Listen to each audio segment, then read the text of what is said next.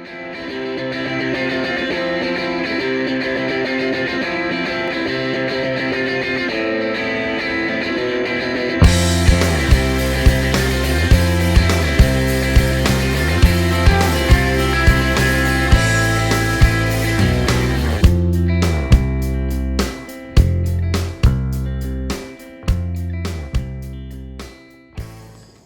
guys, Stan from Flying with Stan here.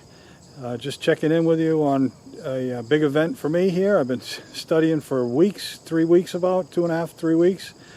And I passed my FAA 107 test today. That was huge. I was nervous. I've been dreaming about it. Or not dreaming like in a dreamy way, but in a nervous way, I guess. It's been on my mind big time, and I got a 92, so tremendous. I was happy and proud of myself, I guess. So wanted to tell you quickly about how I studied and what allowed me to get that score. So a couple of things that I bought for preparation was at a website for 99 bucks. It's remotepilot101.com, remotepilot101.com. That has a lot of videos that they offer in a course, and that really helped out. A lot of what I learned, came from there. Studied that, took their prep test a few times, and had high scores all the way there. So that was good. I also bought an Android app that helped a lot. It was 50 bucks. So initially, when I heard somebody talking about this app, they said it was 20, I think, and I was thinking, geez, I didn't even want to spend 20, but I'm glad I did spend the 50. I think it was well worth it. It's by Dauntless, and it's called Drone Pilot UAS Test Prep. So the thing about this Dauntless app was that it just can present questions to you. Initially I was taking them where I would just take 40 or 60 questions, and then you get the score at the end. But I found that it had a different mode where it would tell you the answer, basically, if you were right or wrong. And if you were wrong, then it would explain why immediately as you chose each answer. That was really helpful because, when you're doing 40 or 60 or whatever and waiting till the end, then you kind of have to go back and look through all of the questions. And I just didn't find that was as helpful as this thing here, where you could just immediately get your feedback. If you were wrong, it would tell you exactly why. It explains why, explains some of the nuances, which was really helpful. So I do recommend that one highly.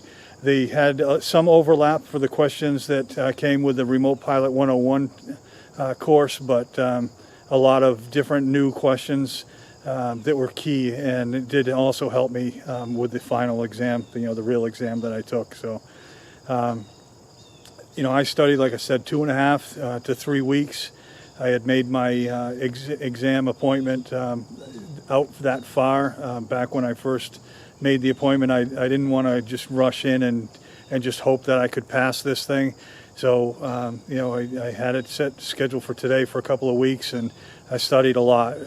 Every free chance I had, I was either viewing the videos at that Remote Pilot 101, or I was using the app. The app on the phone was great because anywhere I was, I could just bring that up and run through a few questions. So the test is not that bad. It's the questions are basically what you're seeing in the different test prep places online. It's almost the exact same questions. They do give you a book when you go in there. You have a book that has all of the graphics. It's a good thing too, because the system they use is unbelievably old. It's literally like from the 80s. It's just incredibly old. It is Windows based. You have a mouse and stuff, but it looks like almost DOS based. And the graphics are very hard to see on the screen, virtually impossible. Even when you expand them, they're very low resolution, but all the graphics are also in the book. So that's what I did after the first question. When I realized that just all the graphics are in the book, then I just used the book, and those pictures are perfect. So I had to use the calculator they gave me at least at my test center. They gave me a calculator. I had brought one, but they did supply one, and I had to use that calculator one time for a question about the load on the wings at a certain angle, at a certain weight. So there are some weather questions. Mostly, though, it's the key thing is knowing those sectional charts. Know what the heights are, what the heights mean for obstacles and for the airspace B, C, and D, and E, and they also will, I don't want to say trick you, but so don't get tricked by by some of the questions where they'll say, can you fly from a certain area, and you look on the sectional chart and that area seems to be in a class B or C airspace. Maybe it's under one of the outer rings of that airport where it doesn't start until 2,000 feet or something like that. So if you're flying under that at 400 feet, you can fly there. So don't think that you can't fly because it's a class B or C, but it's actually one of the outer rings. So I don't know, I got 5 wrong. I was really happy with that, and I think don't be afraid of it. Get in there and do it, and you'll be happy you did. All right, take care.